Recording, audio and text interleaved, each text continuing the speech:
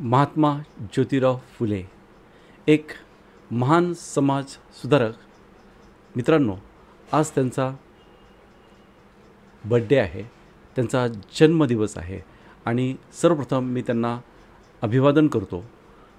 एक अतिशय वेगळं अलौकिक असं अस्तित्व, एक व्यक्तिमत्व म्हणूनसाठी आपण महात्मा ज्योतिराव फुलेंकडे पाहतो. आपणाला हे सर्वांना माहीत आहे की त्यांनी 1854मध्ये पहिली मुलींची जी शाळा आहे ती काढली होती आणि त्यामध्ये सावित्रीबाई फुले त्यांच्या पत्नी होत्या. त्यांनी विद्यार्थ्यांना शिक्षण दिले. ती देशातील पहिलं महाविद्यालय होतं. आणि त्याचबरोबर आपण महात्मा ज्योतिबा फुलेंचा ज्यावेळेस आपण इतिहास पाहतो त्यावेळेस त्यांनी अनेक पुस्तकं लिहिली. त्यापैकी 3 महत्त्वाची पुस्तकं आहेत. त्यामध्ये गुलामगिरी, त्याचबरोबर शेतकऱ्यांचा असूड आणि छत्रपती शिवाजी महाराज अशा पुस्तकांचा त्यामध्ये समावेश आहे.